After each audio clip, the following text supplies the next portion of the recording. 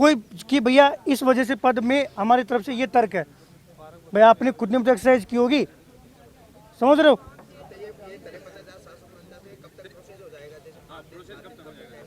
मैं आपको जनवरी के फर्स्ट जैसे ही मैं कोशिश कर रहा हूँ कि माननीय मुख्यमंत्री से फेस टू फेस मुलाकात हो, ताकि मुलाकात हो तो चीज़ें देखो, डिसीजन जहाँ से होगा वहाँ मिलना जरूरी है। इससे पहले अब जैसे 2 बार परीक्षण हो गया, अब इस बार तो परीक्षण इन्होंने गलत कर दिया। कई लोगों ने तो पद ही नहीं भेजे, 500 पद है तो 0 भेज दिया, कई ने 200 भेज दिए, 200 में कुक को भी शामिल कर लिया, सफाई कर्मचारी को भी शामिल कर लिया, तो चीज़ें क्या कहीं ना कहीं डाइवर्ट हो गई।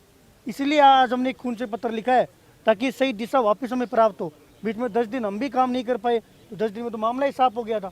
और फिर दूसरा पक्ष, और क्योंकि आजकल सबसे इम्पोर्टेंट चीज़ है गुमराह करना, कि गुमराह करना बहुत आसान है। आज हम किससे मांग कर रहे हैं? सरकार से। रिजल्ट कौन निकालेगा? कर्मचारी चयन बोर्ड। भाई रिजल्ट कौन निकालेगा? वो उनका काम कर रहे हैं। हम भाई हमें वो चीज़ है, आप तो ये चीज़ सुनो, मैं ये कह रहा हूँ अगर चीज़ आप इम्पोर्टेंट ये चीज़ है,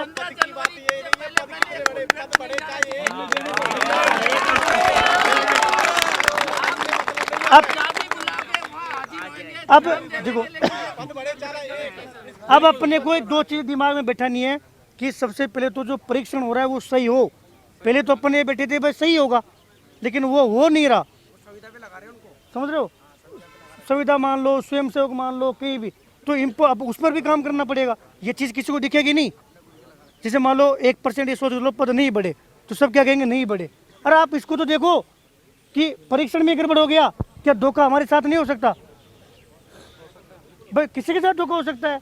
मौखिक सहमति बनी, उसका मैंने आपको रीजन बताया, पूरी चीज़ शेयर की, उसी के अनुरूप तो काम चल रहा है। आपको किसी ने मना किया कि भाई पद नहीं बढ़ेंगे? नहीं, किसी ने सरकार में से किसी ने ये नहीं कहा भाई पद बढ़ेंगे, तो ये भी नहीं कहा नहीं बढ़ेंगे। तो दोनों में से काम करने के लिए तो एक बहाना काफ़ी है। तो हम उसी को तो पॉइंट बना रहे हैं कि हमारा मोटिवेशन क्या है। हमारा मोटिवेशन ये है कि सरकार में से किसी ने नहीं कहा भाई पद नहीं बढ़ेंगे, तो मतलब बढ़ेंगे। और अब बढ़ेंगे, बढ़ने के लिए पद चाहिए। अब इस बात को भी आप समझोगे कि पद चाहिए। पद कैसे आएंगे? परीक्षण से। अब परीक्षण भी सही होना चाहिए, क्योंकि 2 बार हो गया। आप कई चोरी मेरे से पूछते हैं कितने पद रिक्त है, आपको ये नहीं पता अभी तक। और दादा नहीं पता तो हम क्या करें भाई? भाई वो कर ही नहीं रहे तो मैं क्या करूँ बताओ? पदों का आज मान लो आपके सामने आ गया भाई 58,000 खाली है, तो फिर 6,000 की थोड़ी मांग करेंगे अपन, फिर 58 तक की मांग करेंगे। आ गया 57,000 खाली है तो 57 की मांग करेंगे। 60 तक तो अपन मांग कर सकते हैं। 60 अपना इनकी घोषणा के अनुसार हमारा तर्क है भाई, वो तो हमारा तर्क है। उसमें आपको कोई ये तो नहीं कह सकता कि अपने मन मर्जी से 60,000 की मांग कर रहे हो। अब ये चीज़ें हम नहीं समझेंगे तो फिर गुमराह होना बिल्कुल आसान है। और जब आपको लग रहा है कि मांग पूरी नहीं हो रही या चीज़, तो जो साथ दे रहे हैं उनको थोड़ी गाली देनी है भाई, जो पूरी नहीं कर रहे हैं उनको देनी है।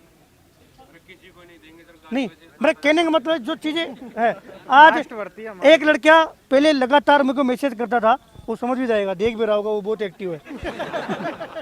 वो ये कहता भाई साहब पद बढ़ने चाहिए, कैसे भी करके आप जो कहोगे हो जाए, पद बढ़ने चाहिए। बाद में उसी को किसी ने ये बोल दिया कि भाई अब तेरा नंबर आ जाएगा। पहले जब पटवारी का इनका रिजल्ट नहीं आया ना, उससे पहले उसको ये बोल रखा था 92 नंबर है उसके, कि तेरा नंबर मुश्किल है। तो उसको रात दिन एक ही टेंशन की पद बढ़नी चाहिए। अब फिर उसने कहा भैया पहले सारी एग्जामों का रिजल्ट आ जाए। ये अपनी मांग नहीं थी। रिजल्ट आती तुम्हारी पहली मांग क्या थी कि प्रक्रियाधीन सारी भर्तियों का रिजल्ट पहले आ जाए। 10 जनवरी तक सारी शामिल हो गई ना। कुछ किया तो ही तो मांग पूरी हुई, करते नहीं। उसका फायदा पटवारी को हो गया, अन्य भर्तियों को हो गया। रोजगार मेला 22 को था, फिर 25 को हुआ। 22 में 25 में 3 दिन बीच में है ना, लेकिन 3 दिन में 20 दिन का काम हो गया। भले डेट चेंज हो गई वो अलग बात है, लेकिन जो चतुर्थ श्रेणी वाले जो मांग कर रहे थे उनकी मांग तो पूरी हो गई। अब वो क्या करेंगे? तो होनी ही थी। अब तो पद बढ़ गए तो भी कहेंगे तो होनी ही थी। तो हम तो चाहते हैं भाई हो भाई, नहीं तो ये भी हो। अब उसको किसी ने ये बोल दिया कि अब तेरा नंबर आ जाएगा, अब नंबर आ जाएगा, तो दिन रात मेरे पीछे पड़ा हुआ है कि रिजल्ट लेट करवा रहे हैं, क्योंकि उसको ये जल्दी है कि तुरंत रिजल्ट आ जाए। अब उसके वो भूल गया कि उसके जो मैसेज पड़े थे ऊपर वाले वो तो सारे पड़े हैं। अब उसको क्या कहे भाई, वो शुभ चिंतक है कि खिलाफ है, कुछ नहीं, क्योंकि वो बेचारा गुमराह होगा, उसकी गलती नहीं है, वो गुमराह हो गया। आज आप किसी को ये बोल दो जो यहाँ आया है कि यार इस 60,000 में तेरा नंबर नहीं आएगा, तो पूरे रास्ते गाली देके जाएगा वो। और कोई आ गया किसी को पूछ लो, उसको ये बोल दो तेरे तो 53 में आ रहा था, अरे यार गलत आ गया फिर मैं। समझ रहे हो, ये अपने को खुद को ही समझना पड़ेगा कि ये गुमराह नहीं होना। वास्तव में देखो, अपने आपने एग्जाम दी, तैयारी की, सही सलामत सारा काम हो गया, अब कर्म प्रधान है। अब वो क्या रिजल्ट आएगा क्या, और आप ये बताओ कोई कटो बता सकता है क्या भाई? हम जैसे हमसे तो आप सभी लोग परेशान होकर हमें कॉल करते हो, तो हमारे से ज्यादा तो युवा किसी जुड़े हुए नहीं है।